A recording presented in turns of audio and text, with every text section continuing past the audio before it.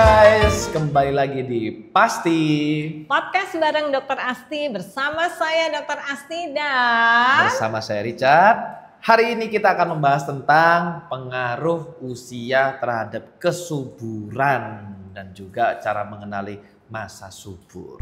Oke, Dok, ini kan kita berbicara tentang kesuburan ini, ya toh. Banyak orang sering mengaitkan dengan usia, umurnya. Katanya kalau semakin berumur itu semakin tidak subur atau menurunkan peluang kehamilan, ya kan? Jadi that's why kenapa kok makin banyak yang hari ini kita jumpai pasangan-pasangan itu nikah muda. Jadi kalau bisa secepat mungkin semenjak pokoknya sudah cukup aja umurnya, wis nang cepet-cepet dinikahkan gitu supaya nanti yaitu menghindari infertilitas yang disebabkan karena usia. Nah itu bagaimana tanggapannya seorang dokter Asti? relate sih ya. Oh relate ya. Ya, jadi memang usia itu sangat mempengaruhi tingkat kesuburan. Pada wanita kesuburan itu menurun setelah usia 30 dan lebih drastis lagi setelah 35. Oke. Karena kualitas dan jumlah sel telur itu akan berkurang. Pada pria, produksi sperma juga menurun dengan bertambahnya usia meskipun lebih lambat. Tapi kita tahu bahwa wanita punya batas-batas kan, karena dia juga mengalami menopause. Sementara pria itu nggak ada menopausnya, walaupun ada andropause, tapi dia masih tetap bisa istilahnya membuahi kalau dari segi usia ya dengan segala sesuatu yang baik. Jadi memang ada hubungan antara usia dengan fertilitas. Seperti itu. Nah, berarti kan kalau begitu kita nih harus istilahnya itu mempertimbangkan hal-hal yang termasuk tadi usia itu tadi ya. Jadi berhubungan dengan waktu menikahnya pun harus diperhitungkan supaya ketika nanti usianya pada saat mempunyai anak itu tidak terlalu tidak terlalu tua gitu mungkin ya Dok ya, supaya harus lebih cepat gitu. Itu juga ya, cuman kan memang kalau untuk usia menikah kan itu pilihan ya. Pilihan. Kadang-kadang banyak orang juga memilih untuk prepare semuanya ya. Tapi sebetulnya kalau di usia yang muda pun dengan kembali lagi dengan gaya hidup yang ini pun sudah bisa mengalami masalah tentang fertilitas.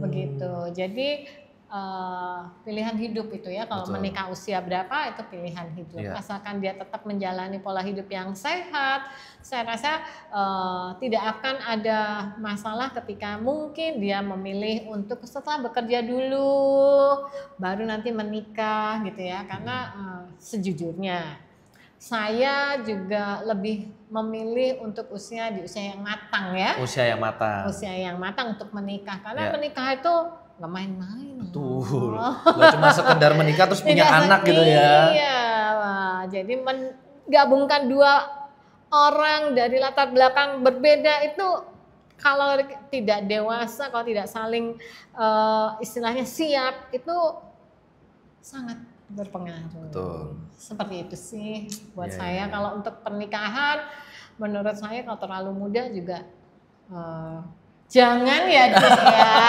Jangan ya Dik ya. Kalau terlalu muda. Kalau terlalu muda. Iya. Gitu sih. Itu ya untuk adik-adik ya kan. Iya. Jangan, kalau kata orang Surabaya itu jangan kesusu ya kan. Betul. Ojo kesusu rabi, dipikirkan. Iya. Banyak hal yang harus dipertimbangkan. Betul.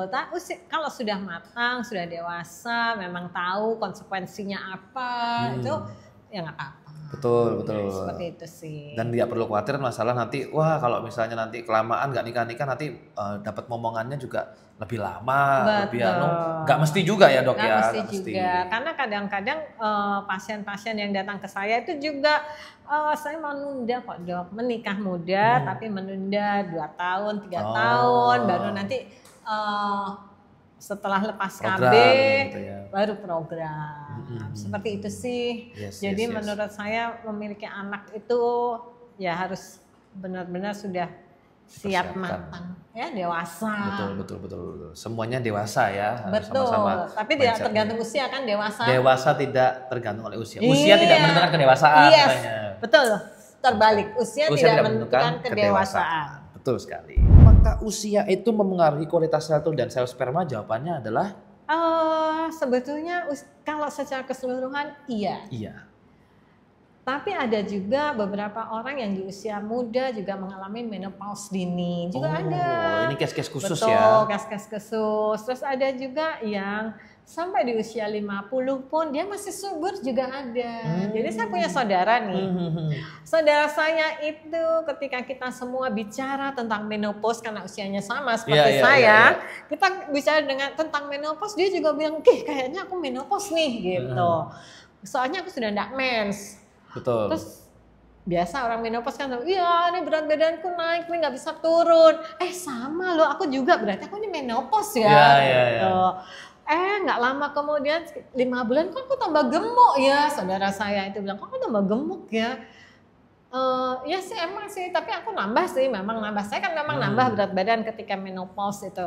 Nambah berat badan ternyata di 5 bulan setelah dia bercerita tentang bahwa dia sudah mengeluarkan, bahwa dia sudah tidak menstruasi, berat badannya gemuk, terus dia mulai aras-arasan, kemudian dia moodnya juga nggak bagus, itu kan semua tanda menopause juga. Betul. Gejala itu ya. Gejala.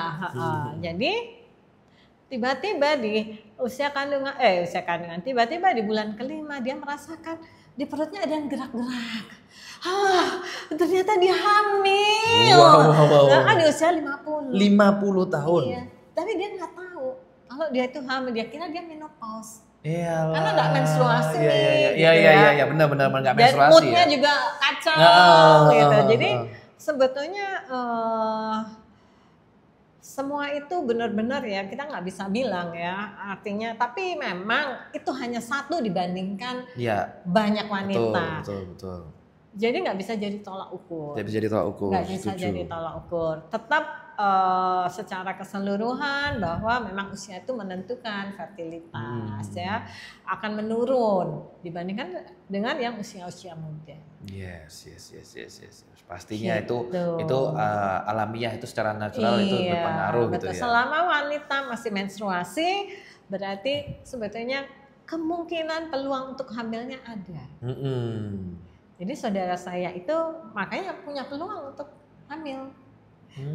Iya kan? Iya, 50 tahun. Siapa yang menduga gitu kan? Iya, suaminya 65. Wah. Punya bayi, sekarang anaknya sudah TK. Dia kalau nganter tuh kira omanya. Umurnya iya, benar. Umurnya sama persis kayak Kira. Dikira oma ya. Dikira oma. Iya. Ini case khusus lah ya. Iya, case khusus. Bagaimana sih cara mengenali masa subur gitu dok? Kalau istilahnya kita ngomong kapan waktu yang terbaik untuk berhubungan itu seperti apa? Iya. Tapi ketika dia ingin hamil, ya dia melakukannya di masa subur. Betul. Bagaimana caranya hari ini atau peran daripada akupunktur promil nih untuk meningkatkan kesuburan itu tadi yang dalam